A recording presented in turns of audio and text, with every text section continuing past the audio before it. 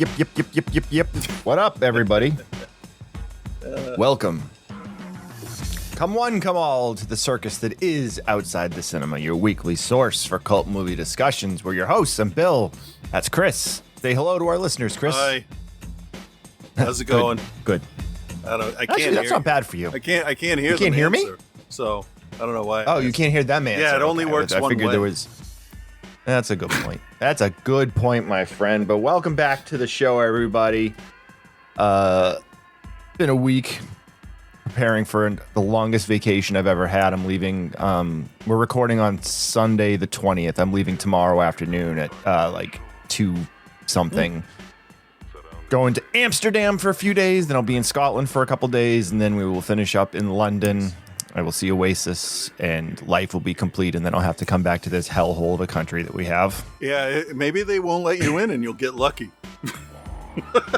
Well, you know, I was looking at that and thinking, maybe, maybe, but I was born here, so, and I don't have a record. And you're really white, so unless you're like yelling about Matt Gaetz or something, you might be okay. I mean, I don't host a late night show, so And don't even get me started on those pussies, cowards. We won't Absolute even get fucking cowards. yeah, we won't get into it. No, because I won't stop because it's just so it's just. Fair enough. Hey, Patreon members. Some of you saw it. Actually, a bunch of you saw it. I put up a poll on our Patreon at patreon.com/c/outside the cinema. I don't know why that's what it is. But anyway, I put up a poll question to try to get some feedback in terms of what you guys would like to hear more of in terms of reviews. And I gave a few choices. More standard cult fare. Deep digging, finding weird, obscure shit. Yeah. Future cult stuff. Or revisits like we just did in June and July. Yeah. And more standard cult fare got 0% so far. Oh. 0. So that's like, I'm thinking stuff like Dawn of the Dead, Texas Chainsaw Massacre. Mardi Gras Massacre. Stuff like that. Yeah, stuff that's like very well known is like, you know, when you turn on your YouTube and you put in, you know, best cult movies ever, like the list that you get. Yeah, that's I like hate those that lists. stuff. Oh, I hate those lists too. Caddyshack. I hate them too. Well, I suppose. I guess. Back to the Future. So that got 0%. Okay. Coming in at third place is Revisits Okay. with 5%. Good to know. And this is still open at the time. I'm going to keep this open for a few weeks. I'm not going to close it up right away. Sitting in second place currently with 21% of the vote is future cult stuff. Okay. I remember we did some of those before, yeah. Yep, we tend to do that. That's not. Well, I'm not gonna say often, but it falls in every now and then. Yeah. But by far, number one with 74% of the vote so far as of Sunday, July 20th. Deep digging, finding weird, obscure shit. Oh, okay. That's not where I was hoping it would go, but let's go. Let's do it. Well, that is where it went, fine. so you're gonna have to deal with it.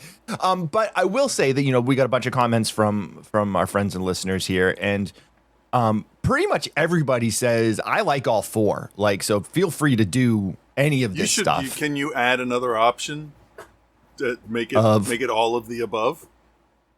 No, because I know. Then there's no point. there was no point in doing it. Yeah, pretty much everybody said, you know, I like all of these options. But the majority of the people that have voted have said deep digging, finding weird shit, which I'm always on board for a challenge like that. Yeah. So, but I'm going to keep this open, and this is a poll that's open to the public. So if you're not a patron member, you can still vote in this. I left it open to the public. So if you go to patreon.com, search Outside the Cinema, you should be able to pop up on there. Leave us a comment on there if you're interested in sharing something else, or if there's maybe an option that we didn't put there that you thought might be cool. But I'm just trying to get a feel in 2025 what you guys want to hear from us. Yeah. It's, you know, 17 years into the show, programming the show is not as easy as it used to be. Not because there's a lack of films, because there's obviously not. Every year, you know, again, our standard rule for those of you that don't know, which I can't imagine is anybody at this point, but we try to do stuff that's at least 10 years old so that it can fall into the cult movie realm, whether it's something that was big at the time and is now fallen off or whatever. But I mean, at this point, 17 years in, we really should be open to anything. But I also what's going to keep you guys coming back? Like, I don't want anyone to open up the show and be like, oh, they're talking about Dawn of the Dead this week. Yeah. I've heard 1,000 podcasts talk about it. I don't need to hear about it anymore. Type deal. That's been it from the beginning. So yeah, for the most part, yeah, really, really has. So anyway, that's so if you go to Patreon, search us up Outside the Cinema. That's where that poll is currently, and it will be open for the most part ongoing. And again, you don't have to be a member to vote, but if you're not a member and you'd like to join, that would be really cool too. So yeah, it would. Anyway, cool. This week on the show, not necessarily deep digging. I think maybe one of these films is kind of a deep dig, but I was trying to find some stuff that was kind of like the more standard OTC fare. So we're doing 2 films this week like we usually do. And one of them is Marebito, J-horror from the earlier 2000s. And the other is kind of a weird found footage mockumentary type film called The Dirties, which is only really, I think, even known or remembered because Kevin Smith put his name on it as part of his short-lived Kevin Smith movie club, where he acted as an executive producer and tried to get attention on some lesser-known films. That's good. Yeah, and I think if I'm not mistaken, that was a Canadian film, The Dirties. And I'd heard the name kicked around a few times, and it's kind of a different film in that cinema verte, found footage, first-person genre, and which we tend to gravitate towards and then talk about how much we hate it. I don't. I don't. No, that's true. That's true. I don't as much as I used to. No, because you can see there's better ways to do it. There's worse ways, and you gotta find what you like. It's like music, right? Every genre of film is like music. You almost instantly know if you're gonna like it or not.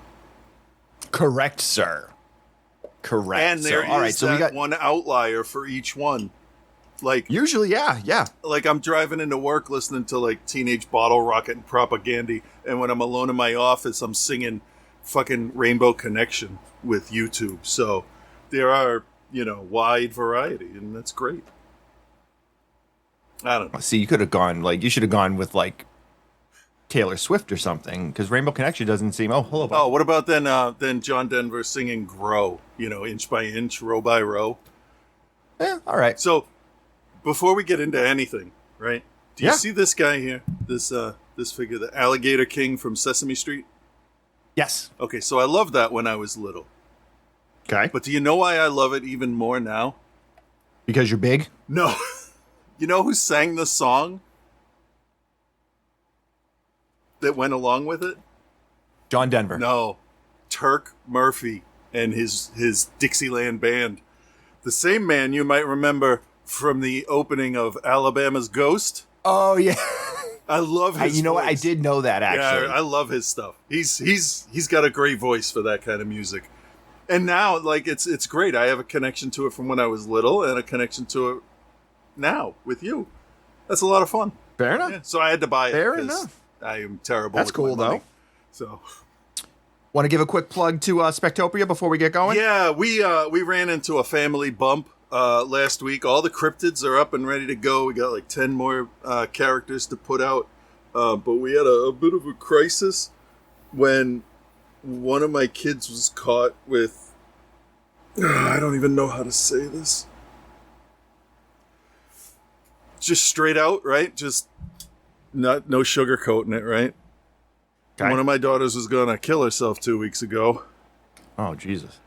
She's better now. A lot of it was just her complete and total misunderstanding and then catastrophizing and building on it and hammering her self-esteem into the ground without talking to anybody. So she thought she was responsible for every bad thing going on. My wife woke up and she was still in the living room when my wife went in to check, hey, how you doing? And could tell that they were trying not to use a name, trying not to, they were trying to hide something. So back and forth talking. And sent up to bed, obviously. It's going to be alcohol and pills. And she had just cracked the bottle open. And that might have been what my wife heard. Or not. Okay. I don't know. But she didn't touch any of it. And she talked to a bunch of specialists the next day, which her medication's been changed. They took her off the fluoxetine when they put her on something else. And I think that has a large part of it. But part of what happens with me is I'll start to think about something and then I'll just spiral downward. And it started to happen to me yesterday while I was driving home from work. And it's weird to fight with your brain and be like, no, I don't want to fucking think about that. Go fuck yourself, brain. And the brain's like, no, but this thing that hasn't or will never happen could happen. No, stop it. So, right. I know. Yeah, that makes complete sense. When that happens in this world that we live in, that makes sense, unfortunately. Yeah, the brain is a weird thing. So I turn up the music. I try to drive a little bit faster, safely, but faster. And basically Do you like to drive angry? No, I tried it. Well, yeah, but I don't end angry. I like to hope I end on That's just when you drive. Positive thing.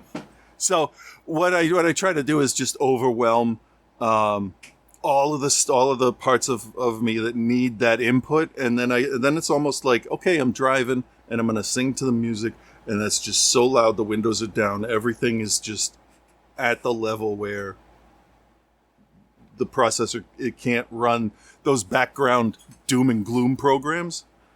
Yeah. And that's kind of what we're doing with her too.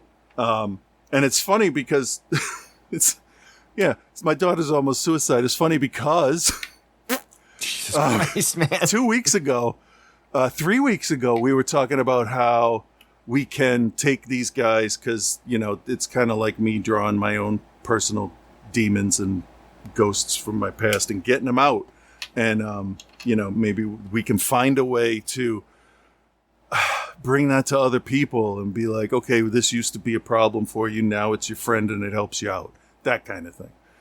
I didn't think, and I kind of hinted at this last week. I wasn't ready to really say too much, but it's kind of weird that like the first video we used on the animated announcement for the place, had the same sentence that I used the next morning when, I texted her. I just wrote, I'm happy you're here. And I'm like, holy shit, she didn't have to make that the official company logo, but she did, but it has meaning. So,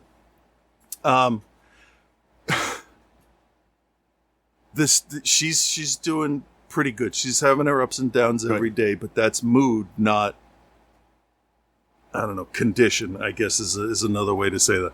To separate. That makes sense to me. Like weather and climate, right? They're two different things, but they're related. I lost where I was. There's so much going on up here now. So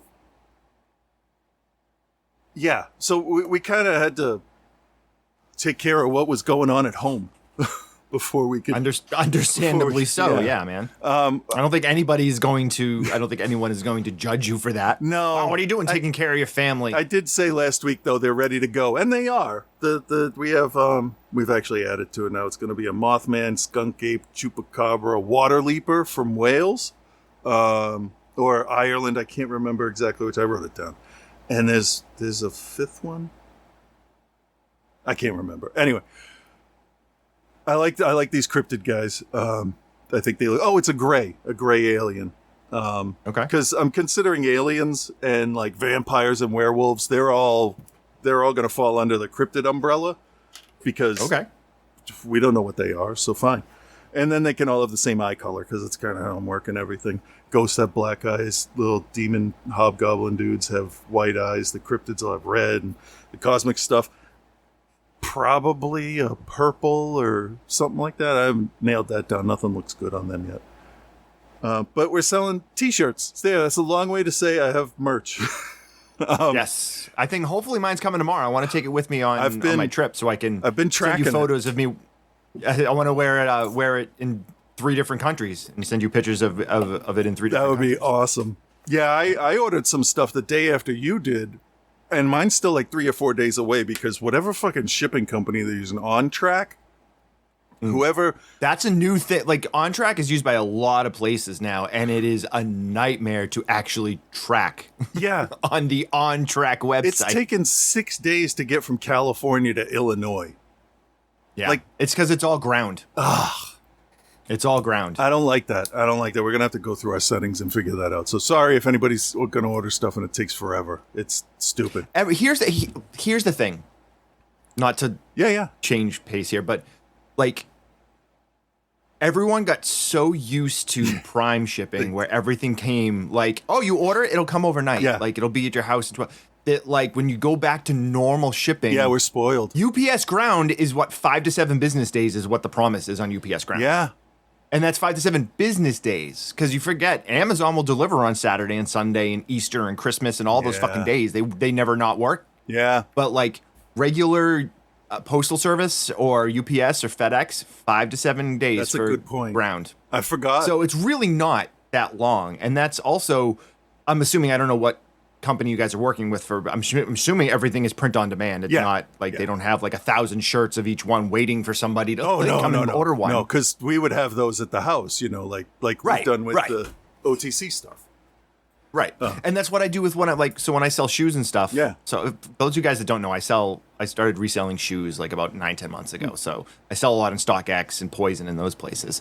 And they all use that on track when the stuff leaves those warehouses. So like when I sell a pair of shoes, a pair of Jordans or, New Balances or whatever I sell, and I ship it to StockX, I ship it from the UPS store so I can track it to get there. Okay. And then once they verify it and then send it out to the buyer, it goes to on track, and I'm like completely lost until it shows up at their house. Oh man, the nightmare. The nightmare. The reason I'm really like on edge about this one is because we did a couple designs as a test to see if the logo on the back looks good with the thing on the front, and also not for nothing, we got a film crew from actual Hollywood movie places coming in to scout the planetarium and the Omni Theater for an upcoming movie that I can't say any more about, unfortunately.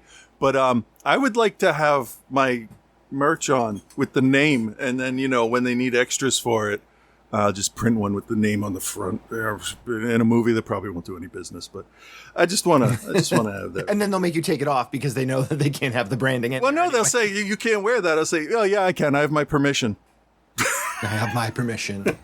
Anyway, like for the doc for Survival of the Film Freaks. Oh yeah. I wasn't sure what I should wear, so I wore one with my own face on it. There you go. That I own the rights to. Yeah, and it worked. Anyway, I'm really sorry. You guys have been struggling over there. Hey. I'm glad to hear that things are working out, though. You know what though? Tried is the best word in that whole sentence, or was going to, or whatever. So, it's really creepy how things repeat themselves, because when I was her age, same situation, different method. Right. And then the reason I didn't is because I thought, oh, those motherfuckers aren't going to beat me. Yeah. So I have, I really identify with Alive out of spite. So... Plug the website. Spectopiaarts.com. We're going to have an actual real website coming up as soon as I write like the background and the history of all this, because I have a story as well that we're all together in on this, doing it. And my kids have made the ads for the Etsy store, which is spectopiaarts.com. And I do the designs. They're going to do the advertising, and pretty soon, hopefully, we'll be able to pay for a couple ads, and then boom. We'll sell 12 shirts. Nice. But as a guy who knows how to sell 12 shirts, man, I wish you luck. Thank you. We are going to do stickers and women's shirts, and there's so many other things we can do in there. We started off with regular, normal unisex t-shirts. But we have a whole bunch of V-neck stuff coming up. Yep. And if anybody... hoodies for the fall. Huh? Yeah. Hoodies for the fall. And if anybody has a request like this guy on this color, it's spectopiaarts@gmail.com. There we go. We'll put it right up as soon as we read it. and then do it. Cool. So give us 6 Very weeks. cool. No, it'll take 6 to 8 business months to get that done. And no, just email us and we'll get it right away. There we go. All right, man. Yeah. Let's move on. Yeah, let's get back focused in on the show. Let's go to something else depressing. Yeah. Marebito 2004. Here's the trailer. Maybe. How much you want to bet this isn't connected? Oh, yeah, no. Ooh, it is. 人間は退化した生き物なんだと思う。リアリティというフレームの中でしか全てを認知できない今の人間ではなく古代の存在。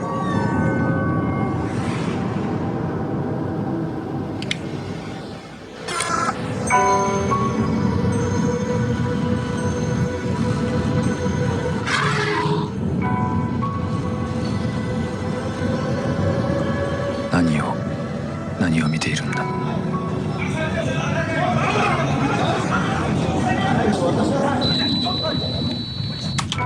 何を見てそれほどまでに恐怖しているのだ。彼がこの時見たものを私は見たかった。あそこにもしドアがあったとして私にそれを開ける勇気があるだろうか。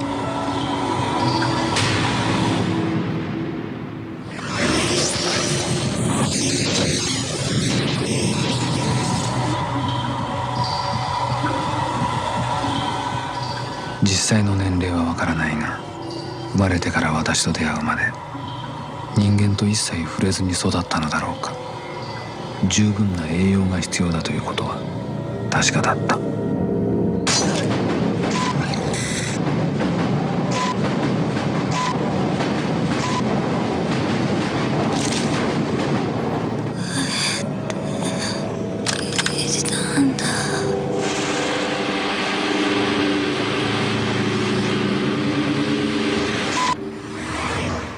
All right, Marebito 2004 from the director of The Grudge.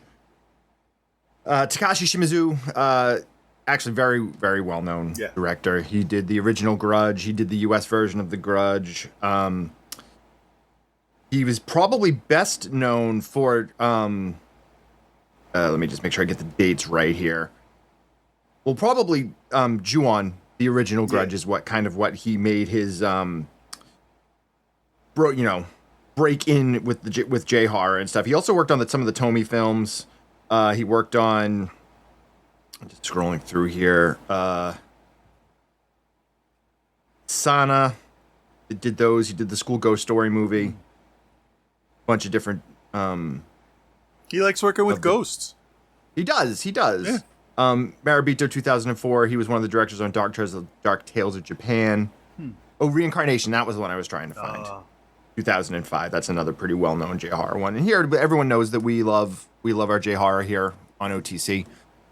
It's a minefield for sure. Oh, yeah. But this is one that is a little bit different in the way it's presented because it's not a found footage film, but there's a large chunk of it that is presented through first-person filmed video. Yeah.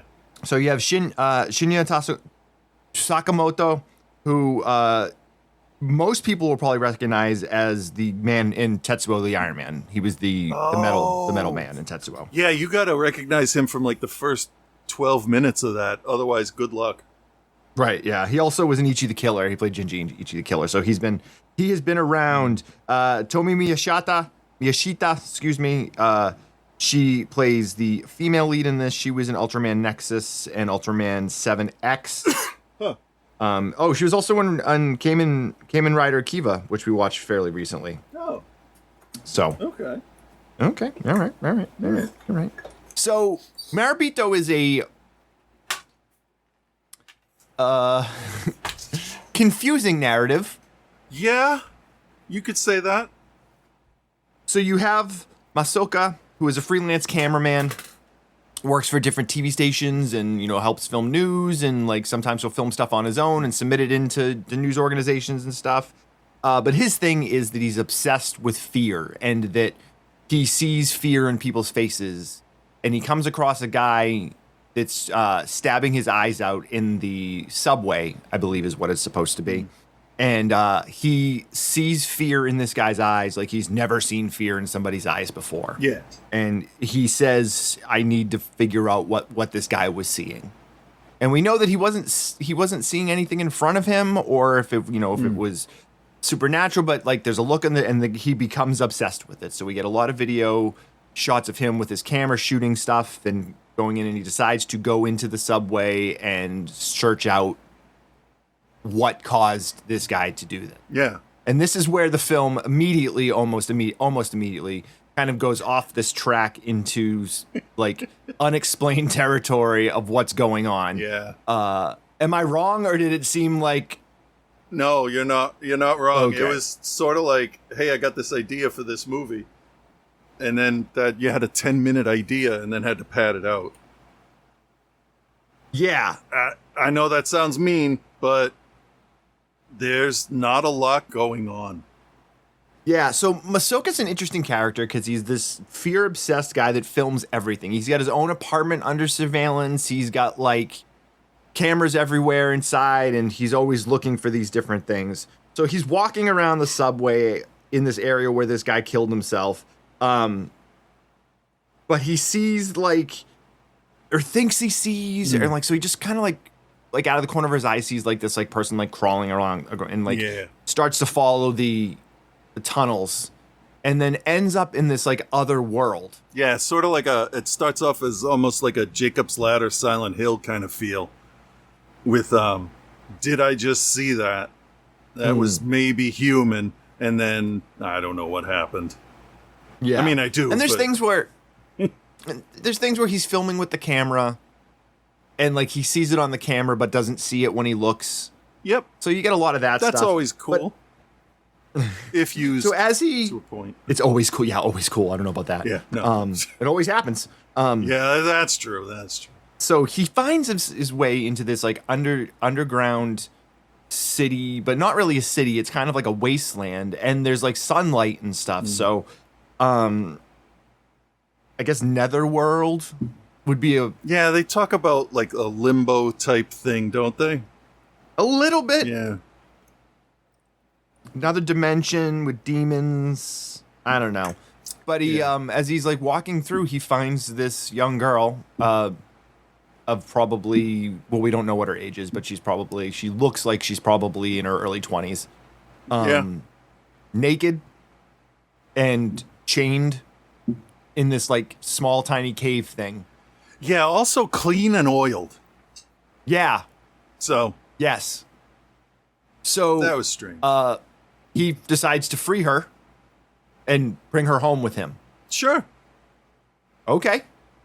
Knock yourself out, Mr. President. Oh, she's 22. Never mind. Also, I said free her. Well, I mean, she's locked up in his apartment, so. Yeah, all right.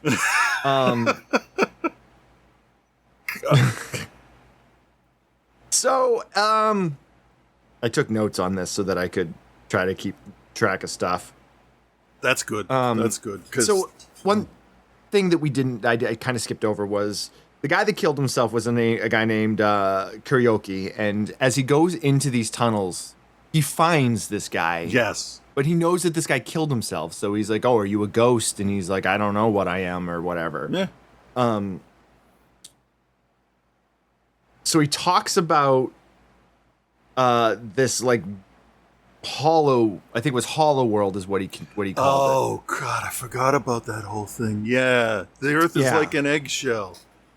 Yeah, something about a guy wrote about it, but when people read it, it becomes a reality or something. Yeah, we're in Sutter Kane territory. Yeah.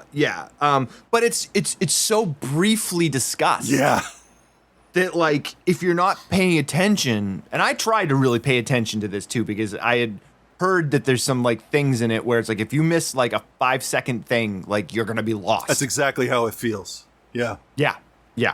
And you don't know. Anyway. You don't know what 5 seconds because there's 10,000 seconds of nonsense, and you got to wait for those. So it's this whole collective unconscious that becomes a reality when you explore it, if that makes sense. Yeah. It actually kind of does. All right. So he finds this girl who in his head is also a manifestation of something else related in his life. But it's also a physical thing, we think. Right? It's heavily hinted at, even like not heavily hinted at as well. But there's yeah. Yeah, at one point it's like a father and daughter, and then it's like a guardian and their ward, and then it's like boyfriend and girlfriend. It's all over the place. Right. Especially when she starts to eat stuff, there's some disturbing scenes. Yeah, so he brings her back to the apartment and is trying to nurse her to health. He says she's not human. We see that she's got, like, not vampire fangs, but, like, kind of fangs. Yeah, good set, and actually. He discovers that she feeds on blood and only blood. Yeah, of course. Because that's, how it is. Yeah. Now, they're talking about these demons called Deros, which, that was what they were called, right? Deros, I write that down right? Or Deros? Yeah, no, that sounds right, yeah. And he starts getting these phone calls about how he can't protect her, and she's actually killing. Like, it's all. I think at the end of the day, I think it's all in his head. I don't think any of it's real. Yeah, I took the phone calls at one point as like the devil's lost one of his minions, and he's gonna go find it, and he can't force him to give her up. But he can tell the guy, yeah, you're not capable of caring for this person. So that could be taken as a mental insecurity on his own, where he's not in a relationship because he knows that he can't take care of anyone. I don't know. I mean, there's a lot you could infer with everything that's going on, but it still feels like it was put together super fast, and continuity or understanding from scene to scene wasn't a priority almost. But then again, we get a lot of Japanese ghost movies where it's all very disjointed, and it's got to be the storytelling of the Japanese people that play into that a lot. For sure. Yeah, no question. There's no question there. I feel like everything is heavy in the symbolism. I don't like, and the thing too is like he murders a couple people to provide her with blood, but there's never any type of police response or anything to signify that somebody was actually. Well, that's not true. No, because the second girl he kills, he films the police. Oh shit! I just blew my whole thing off. Then I forgot about that. Yeah. But then he talks about that the woman was his wife, and then his daughter. He didn't treat his daughter well, but yet there's. Yeah. I think there's a really, really good movie in this. Yeah. I just think that everything is so rushed that it doesn't really get the chance to kind of open up. Yeah. And generally, I'm a fan of Shimizu's work. I really like the original Ju-on movies. I really like the original Grudge. The U.S. version of the Grudge with Sarah Michelle Gellar I thought was actually quite good too. And this you can, as you watch it, like you can see him and his fingerprints are all over it. Yeah. But it's like a deeper story than the writing allows to be told, if that makes sense. Yeah, and I really think the style he chose for filming, really shitty scan looking video, it doesn't help the story because I was focused so hard on trying to make out what was in the image, like you'll lose something in the translation or the subtitles, I guess. Well, and one way to look at it is that you're seeing everything through his eyes. Yeah. Anytime you're getting a camera shot, it's being seen through his eyes. Yeah. And everything in this movie is told from his point of view. There's no point where you get a shot of the girl in the apartment on her own unless he's watching her.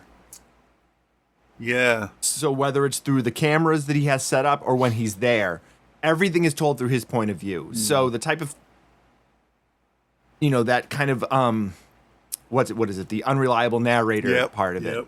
Whereas you're seeing things as he sees them or he wants you to see them. Right. So literally anything can be taken at face value or can be completely made up. Right.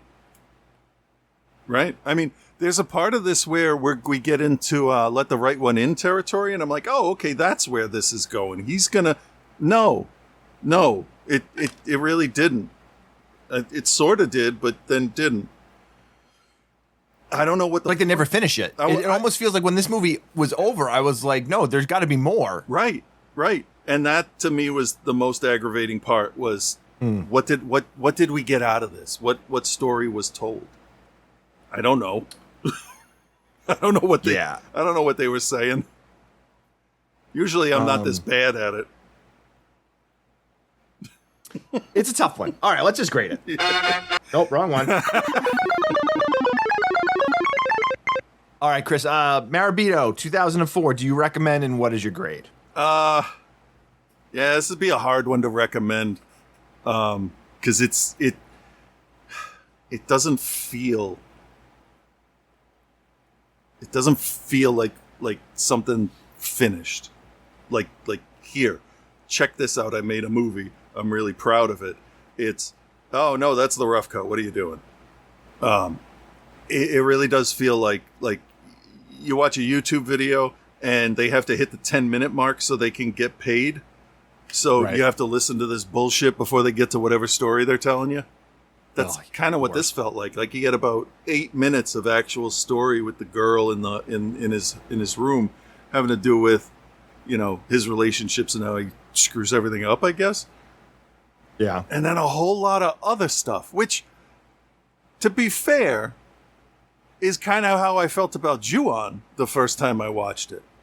It felt like 3 movies, didn't it? Yeah. So that's there's much better storytelling in that than this, but I get what you're saying. Yeah, it was a lot more concise. Not concise, but connected. So yeah, this is kind of a disappointment. I was expecting a little bit better. I won't recommend it, but I will give it a C+ because, the year it was made and everything, it pushes the whole genre forward, so that's okay. Okay. Yeah. All right, I'm actually going to recommend it. It is a difficult film, there's no doubt there. But it is inherently very creepy. That's true. And in the way it's filmed, and when you realize you're seeing everything through his point of view, it lends to that feel, that creepy feel. And everything feels just a little bit off. Yeah. And I found that unsettling. And I think that one of my favorite things about J-horror is how you can be unsettled by things that don't really seem unsettling. Yeah. Whether it's Cairo or, even the Ring films, Ringu, there's those things that are unsettling that shouldn't be. And this really, I think, does a pretty good job with that. And despite being hard to watch physically, meaning dark and grimy. Yeah, that is true. Yeah. It does lend to it, though, at the same time, too, because you're questioning everything. So I'm going to recommend it in that sense. Did I like it? That's not I the didn't point. dislike it. I didn't dislike it, but it's not something that I'm going to go back and, deep dive and, split hairs on. You know what I mean? Oh, yeah. It was thoroughly fine. I like the director. I'm glad that I watched it. If you like the director and you like Japanese horror, then you should add it to the list. It's actually not easy to find right now. I don't know where you ended up watching it, but I had to find another version because it's not on any streaming services currently. Yeah, no, I don't want to say where I got it, but I watched the standard def version, which did not help. Did not help. No. I watched the Tartan VHS rip. Okay, so it's probably the same one I watched. Yeah, probably. Because I don't think there's been a Blu-ray of this. I don't know if it's a rights issue or what the deal is, but it's not. With the 270 or whatever it is resolution, how are you going to make that look better? Half the screen is a black line. Right, yeah. Right. But so if you can get your hands on a copy and you're a big fan of J-horror, then I would say check it out. I will give it, what did you grade it, a C+? Yeah. Strangely enough, I'm going to give it a straight C. I'm grading it lower than you, but also recommending it. You graded it higher and didn't recommend it, which is, I think, maybe a first. Maybe. I don't know if that's ever happened before. Yeah, it's not bad, but I'm not going to tell you should watch it. And I will. Yeah. So there we There go. you go.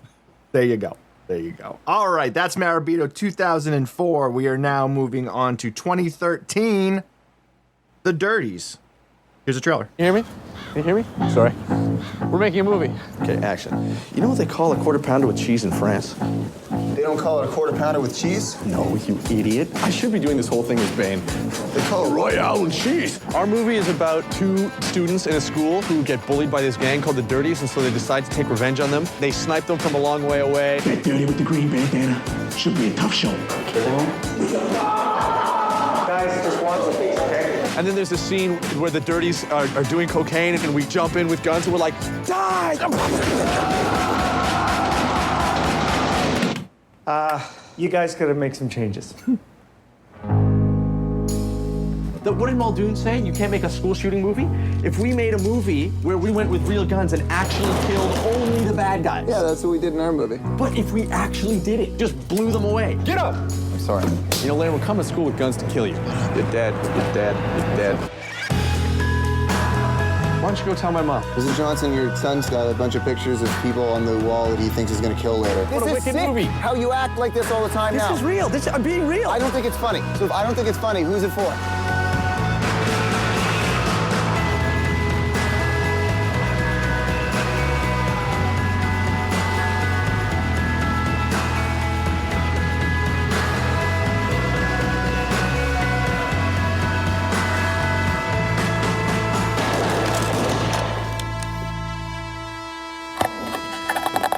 Do I seem crazy to you at all?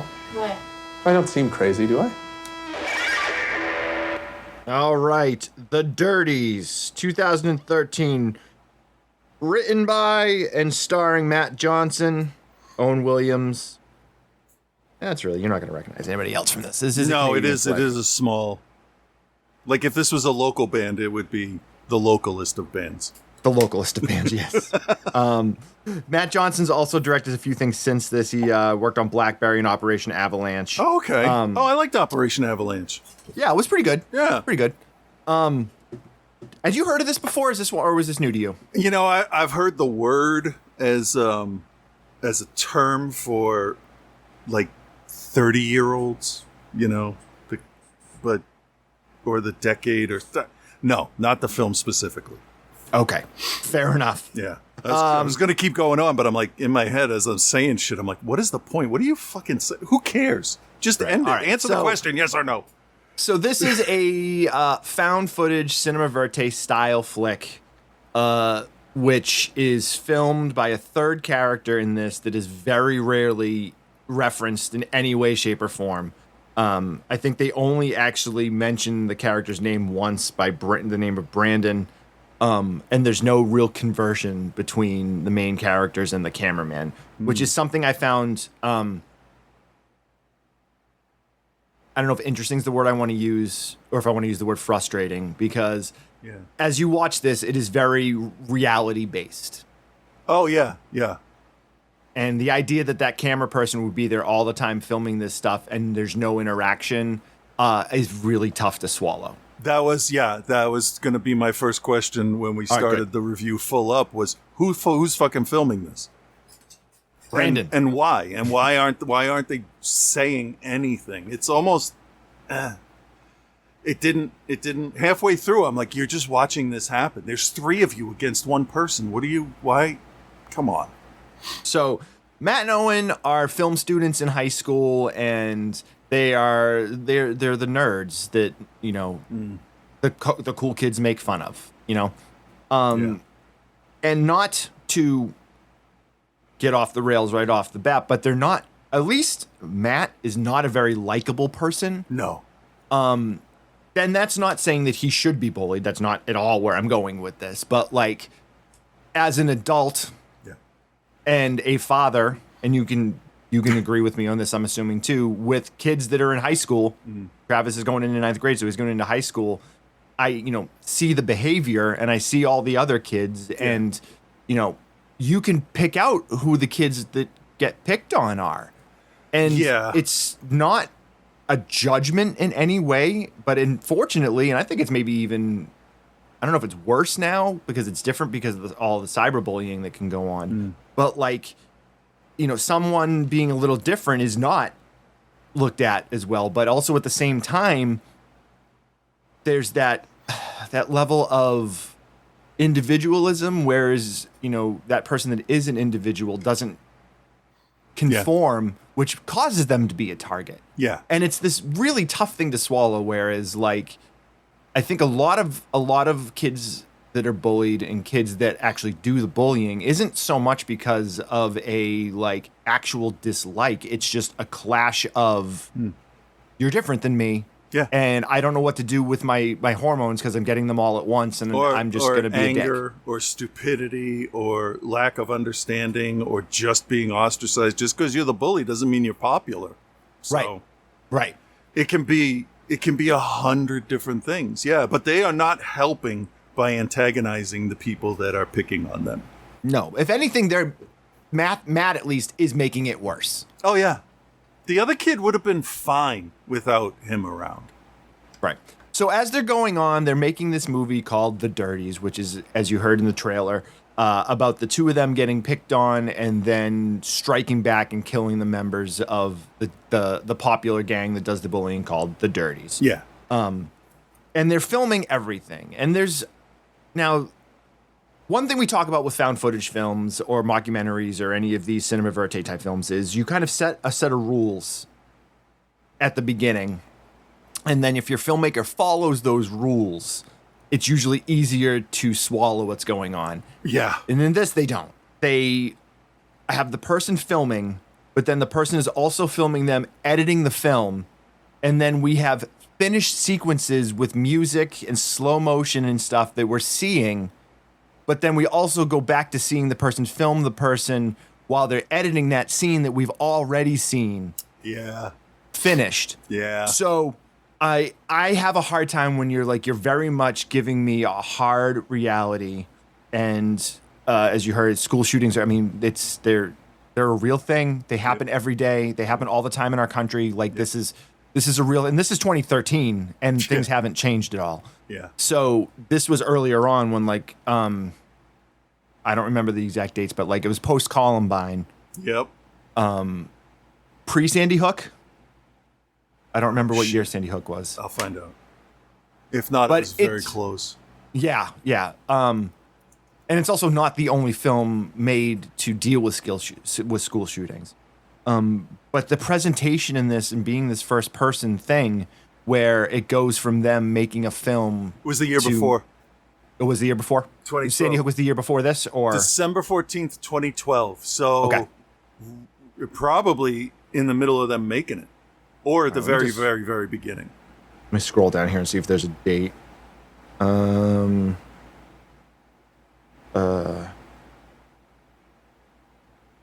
No, there's no date here. But I mean, if this came out in 2013 and Kevin Smith first showed the trailer at Comic-Con 2013, it was probably being made, must have been being made at the same time. Yeah. I'm sure they took parts of it in there because, like, one here says that a report said that Lanza acted alone.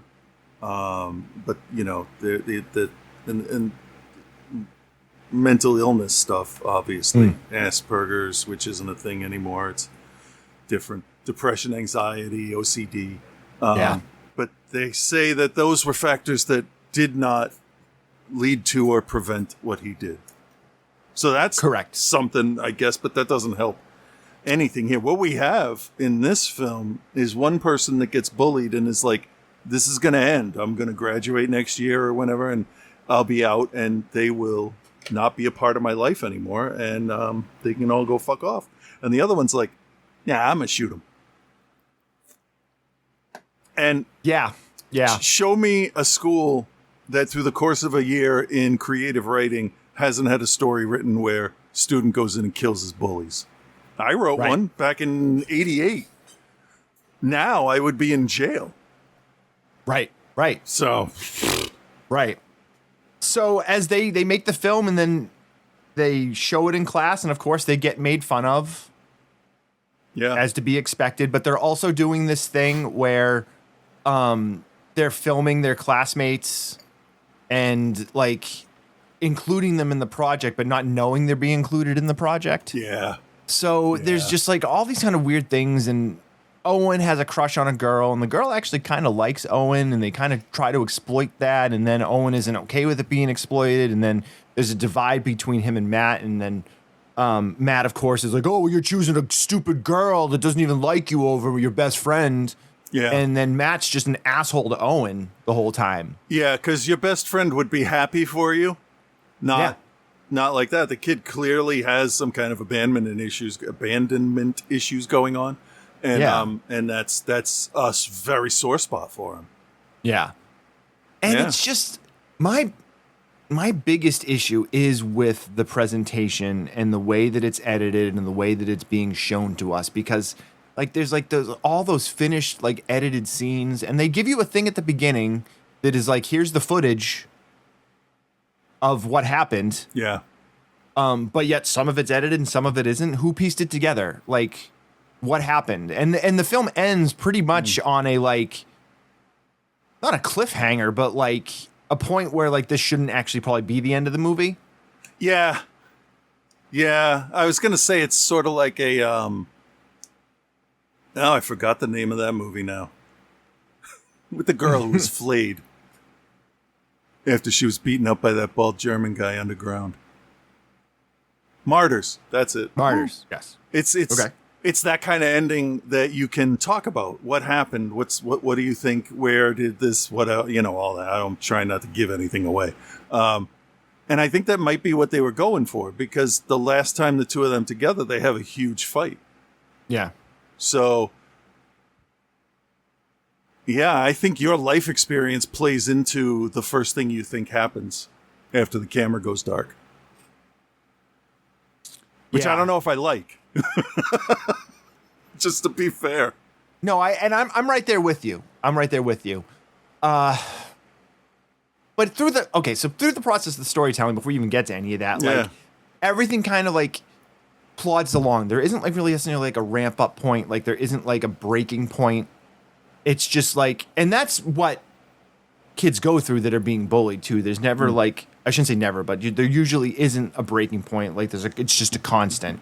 Yeah. Like they, get beat up in the hallway. They throw their clothes in the shower at the gym after gym class.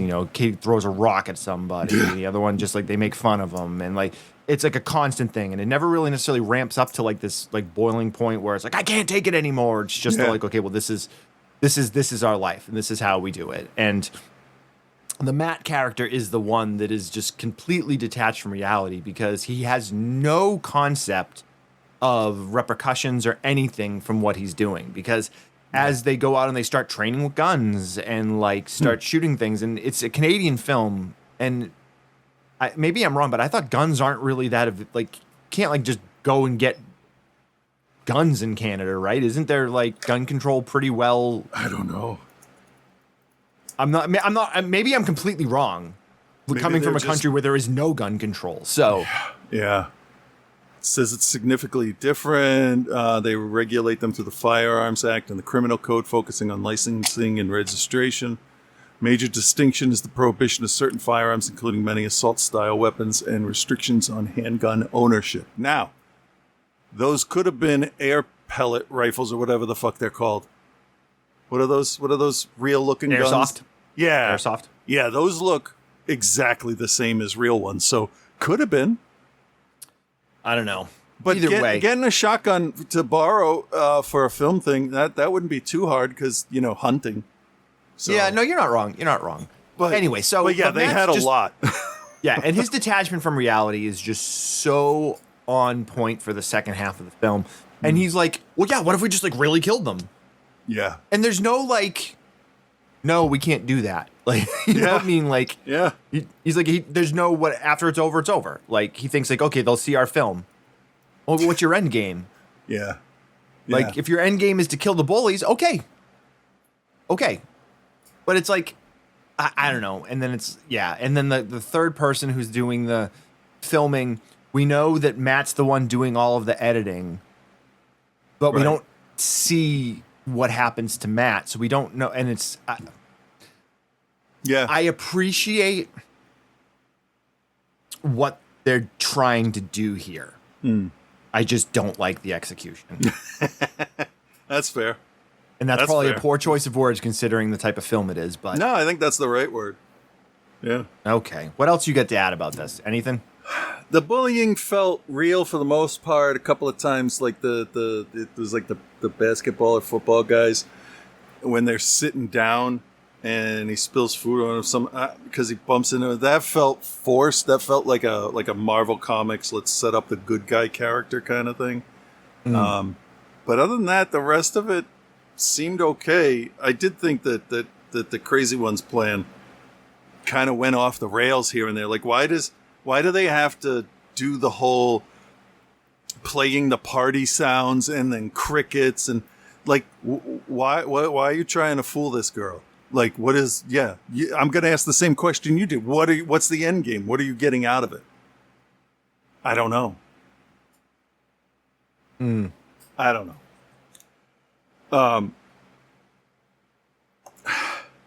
All right, let's just do it. Yeah.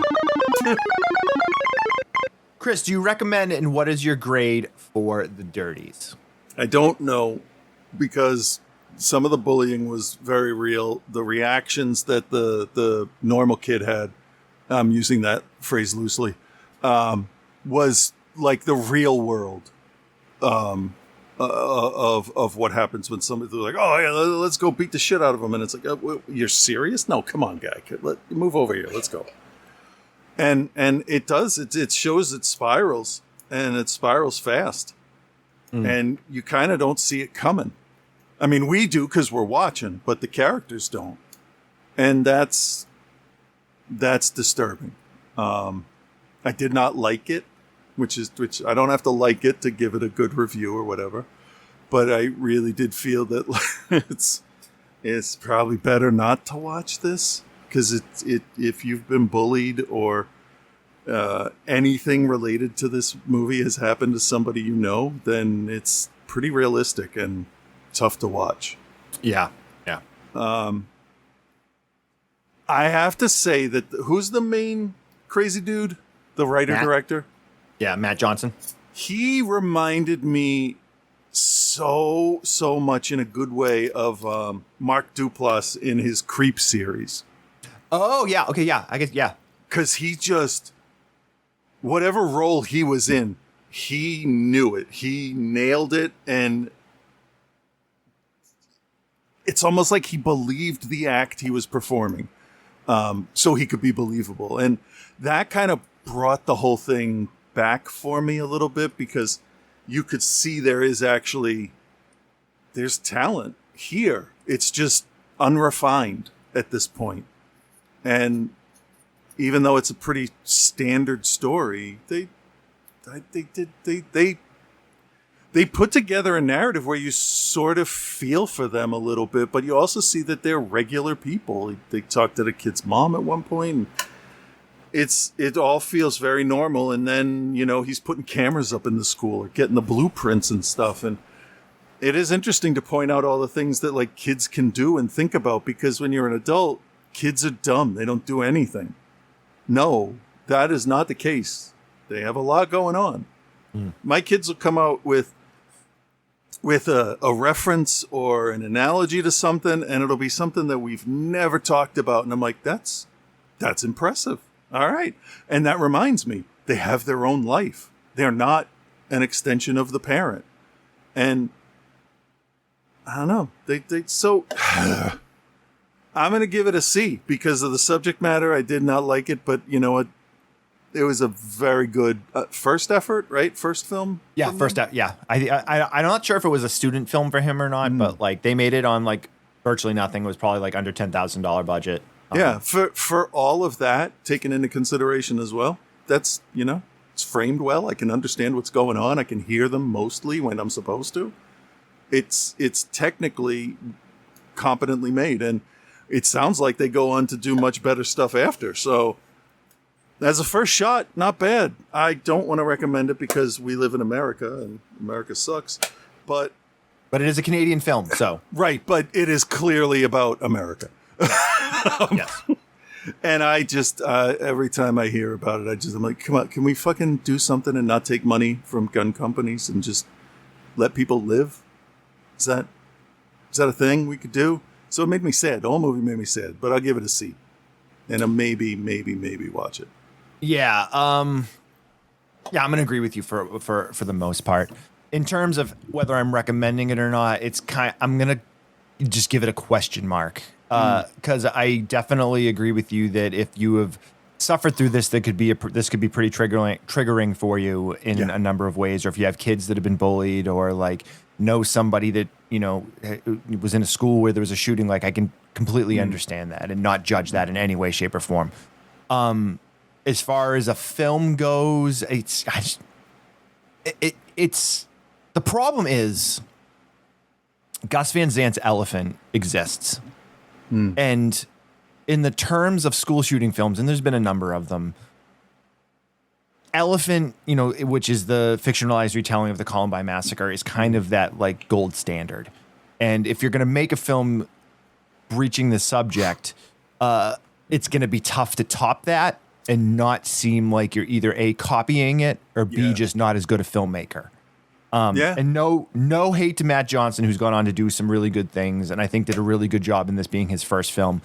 But I can't get past the mix-ups of the presentation in the narrative of how it's a finished film, but it's not a finished film, and they're filming things being edited after we're seeing the scenes that they already talked about, and it just, if you're presenting me a found footage film, and I'm going by the way it's presented, that this is the footage that the police gathered, but yet for some reason it was all edited together. And I'm guessing the one way that justified that was there's a point where Matt speaks to the camera person and says, hey, there's a good chance you're going to have to edit this. Right. So I'm guessing that but here's the thing, they were there for everything that happened. So how they would have edited it after the fact, you're not giving me any information. Did that person leave before the police came, or like what? And that's fine. And I get it. And, early filmmaking, you make mistakes. I go back and I look at the stuff that I made 5-6 years ago when I first started trying to make films. Like, and I look at it now and I can think of a million things I would do different now. You know what I mean? Yeah, so I get that. I get that. I really do. And it's not meant to be a diss. But if you're going to watch it and it impedes your enjoyment of it or your satisfaction with it, then, because again, this is not a film you watch to enjoy. No. It's effective. I don't know why you would watch it then. No, it's effective, but it's not great. So I don't even really know how. I guess I'll give it a C. But like, it's got its issues. Yeah. And honestly, and the thing is, anybody attempting to discuss this subject and bring this subject to light, hats off, good for you. I'm not a strong enough filmmaker, I think, to even attempt to do something like that. So you're better than me on that front right off the bat, because I don't think I could bring myself to do that. No, you'd have to immerse yourself in it, and that would be. As a guy who made a documentary about a friend of his that died from a drug overdose and had to immerse my life in that for the better part of 4 or 5 years, trust me, it's not something I want to do again. Yeah, no, I don't. You don't have to convince me of that. You've seen the movie, you know how heartbreaking it is. So yeah, I do. So yeah, I'll give it a C, and the recommend is a question mark based on your personal feelings towards this subject. Yeah. Okay. Yeah, that sounds good to me. All right, there you have it. And the Dirties is available to watch on Tubi and I think AMC and maybe Shudder. Yeah, I don't know about those, but yeah, the first one. So I don't have a segment from Joe yet because, again, we are recording early. I do have Scott's, though, so we can finish the show off with that. All right. If I can find it. There it is. All right, here we go. Well, no, maybe not. Hang on. Here we go.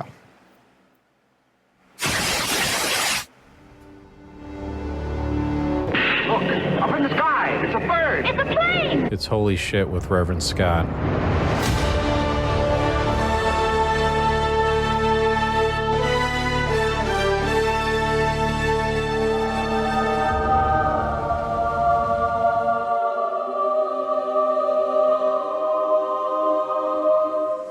What? Yeah. Holy shit. Yeah. With Reverend Scott.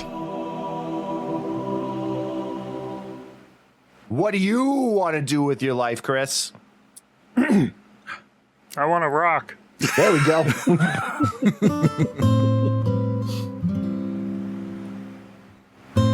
Hey there, Bill and Chris. This is Reverend Scott, and I'd like to take the next 10 plus minutes talking to you about a movie I saw. What?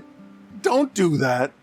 Don't do that. I already recorded this. What is this? This is my review of Superman 2025. Yep. Yes, the James Gunn written and directed Superman is out, and something cool I just noticed is the original creators, Siegel and Schuster, are listed as writers as well, Yes. even though they've been dead for 30 years. But that's still cool.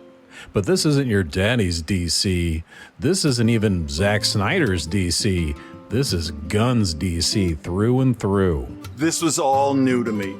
Absolutely new. I know that for a fact for once in my life. Well, that's good. That's good. It's brighter, more fun, and if you ignore social media, it's lighter in tone. If you're interested in complaining about immigration or foreign policy, then I'm sure there's plenty of other people to go cry to about that online. That aggravated me a lot as well. Fair. Not cool. But as for me, I'm here to talk about fucking Superman. This time played by David Cornsweet. I mean, that's how you say it. And despite people saying the suit isn't tight enough, or he's not buff enough, or whatever the hell they're complaining about from the trailers, I think David and James Gunn got him right. Any doubts about how he looked were dashed within a few seconds of seeing him first on screen, and I even liked and appreciated the red underwear on the outside. Yeah. Lord knows I like wearing my underwear on the outside. Hot diggity. And if it's good enough for Christopher Reeve, it's good enough now. Appearance is the first thing we always look at. We can say that it doesn't matter, or that it's not about it, and it's not at the end of the day, but like that's your first impression of somebody is their appearance. Yeah. From the opening text, we find out that Superman's in his 30s, and he's really only been known to the world as Superman for about 3 years, and he just lost his first fight. And he's still that doe-eyed, simple farm boy, idealistic Boy Scout that you want him to be. This is the Superman I want and need. One thing that I appreciated about this film was also slightly one of the few issues I had with it. We're told of a war that Superman stopped and the fight that he just lost for the first time ever, but we don't get to see either one of those things. We find out shortly after that Lois Lane not only knows that his secret identity is Clark Kent, but they've actually been dating for a few months already. So while I would have liked more of this on screen, I do appreciate not seeing Superman's origin story for the 15th time. At this point, I'm sure you've even told his origin story during one of your reviews. Hey man, cool story. I heard it on the podcast called Outside the Cinema. And speaking of Lois Lane, she's played by the marvelous Mrs. Maisel herself, Rachel Brosnahan. And unlike the past movie Loises that have come before her, she feels more independent, more sure-footed, and less of a damsel in distress. Having someone that's actively helping Superman in every way she can and is struggling to make their blossoming relationship work at the same time is a welcome change from the investigative journalist that somehow can't seem to figure out that Clark and Superman are the same fucking person, even if he does have hypno glasses. I forgot about that. So it just doesn't make sense. But as good as David's Superman is in the film, he's only as strong as his surrounding cast. And much like Batman being more interesting because of the Joker, Gunn's Superman is more interesting because of Krypto the Superdog. Touche. You fucker. Fair play. Joking, of course, but to be fair, Krypto plays a pretty big role in this film. And I'm a sucker for a cute dog, so I loved every minute of it.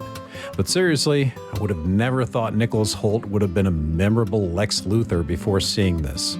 He just drips with overconfidence, he's ruthless, he's an asshole, he's never bumbling, and he always has an answer for everything. And he's the puppeteer behind a series of events that are all leading to a master plan that he hopes will give him the power he needs to stop Superman once and for all.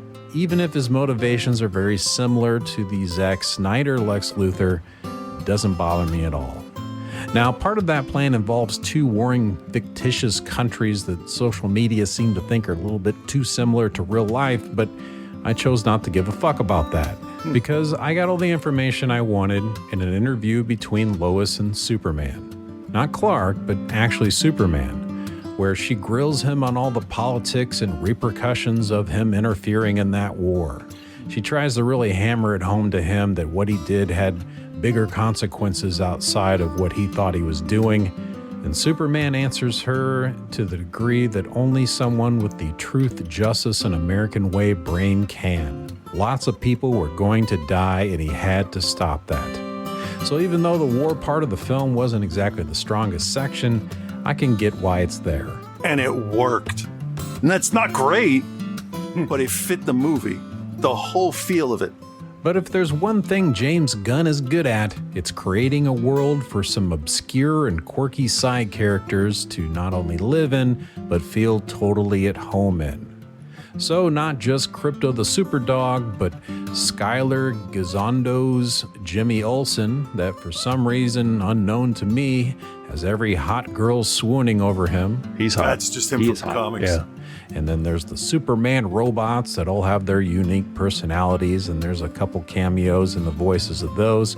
And of course, the quote-unquote Justice Gang, consisting of the perfectly cast Nathan Fillion as the asshole bowl-cut Guy Gardner Green Lantern, Isabella Merced, I don't know how you say it, but she plays Hawk Girl with the perfect I don't give a fuck attitude. And then there's my personal favorite, Eddie Gathegy's Mr. Terrific. Not only does this feel like this film's version of Gunn's Polka Dot Man from the Suicide Squad, a little-known character that leaves a huge impression on the audience, but it also feels like redemption for the travesty of Fox killing off Edie's Darwin in X-Men First Class, a character that should basically be completely unkillable. If you start to pull at the threads, none of it makes any sense. So just don't, all right? Mr. Terrific gets a showcase of his resources and powers and intellect that's truly impressive. It's like if Rick Sanchez from Rick and Morty was a superhero in black. And his character sort of reminds me of Peacemaker. I know what you're saying about those two characters. Could not be more different. What I mean I get is, it. while you get to see them both do lots of cool things and get a sense of their personality, you don't really get to know much about either of them in their film debuts. It's not until the Peacemaker series that you find out more than you ever wanted to know about the background of that character. And I have a feeling with James Gunn that he has every intention of bringing back the Justice Gang in another film or series or both. Plus, another virtual unknown to me before this film was Metamorpho, played by Anthony Carrigan. He was sympathetic and powerful and used in lots of interesting ways. Just when you think you have a handle on his powers, he does something you hadn't thought of and surprises you again. Wait a minute. What is happening? Yeah. Why are we doing this? How does this work? Not to mention the cameos in this that I'm not going to spoil, but there's one in particular that I thought was fucking perfect. And the only side characters that were kind of weak in my opinion were the only two super henchmen of Lex Luthor's. They had some interesting powers and they put up a good fight, but they purely existed to keep Superman in check and there wasn't a whole lot more to them. Overall, my gripes with this film are just that, gripes. They aren't major problems, really. I just wish there was more of Clark Kent in the film at the Daily Planet, and maybe an offhand comment by some other character about why he was suspiciously absent for most of the runtime. That's not suspicious. And also they used the footage of Superman's birth parents as a plot device that felt a bit rushed.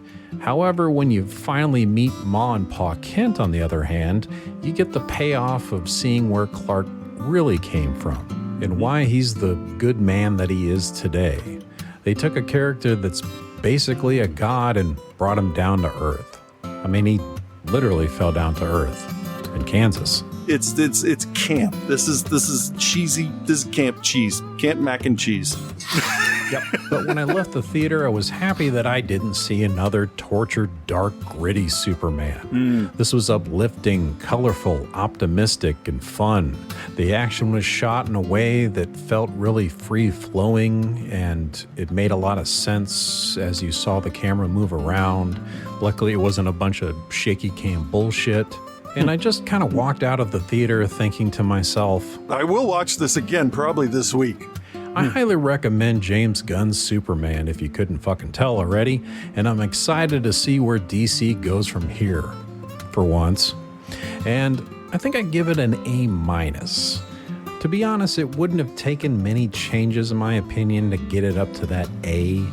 So maybe next time. And I need to stop talking so much. But before I go, I'll let you know how you guys did last week. First, you talked about the simple, very easy to follow film Tenet. And you use basically Ghostbusters mumbo jumbo science. It's really gonna and Reverend Scott, you can like do this whole thing and now put in a thing about the swamp gas off of the Venus stuff with the light coming through the window at the angle and the swamp gas off the shadow of Venus. I don't know what was happening. Yeah, who knows? Who knows? So, and that's exactly kind of it's a lot of big words to say nothing. Like we reverse it. They reverse entropy somehow. Well, how do you fucking do that? I don't know. It made total sense to me when I saw it. Maybe I'm just built different. Maybe I'll explain it sometime with pictures so you guys get it. That would be good. A good review, and I give it a B+. Then there's Hard Ticket to Hawaii, a movie that makes you keep saying, okay, this is weird. And then you know what? It gets fucking weirder. Yeah. You literally said, there's so many points in this movie that are just like, what the fuck is happening? Yeah. And I appreciate that. So I give that review a straight B. Okay, that's it for this week. So until the next James Gunn Superman movie, where maybe I'll give him a dance number this time. Peace and love, guys.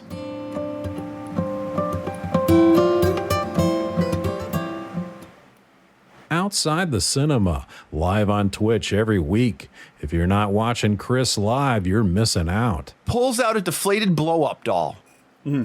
Proceeds to start blowing air into it and says to the doll, you're the only one that I can do it with. That's true. You're so brave, Chris. Novelty rap music is my go-to. Chris is going to give his detailed Superman review next week, correct? Yeah, well, as detailed as yes. Yeah, more detailed than just what your thoughts on it are right now, because next week's show is pre-recorded. I mean, I know when you guys listen to the show, it's always pre-recorded, but we're recording next week's show immediately after we finish recording this one. So with that said,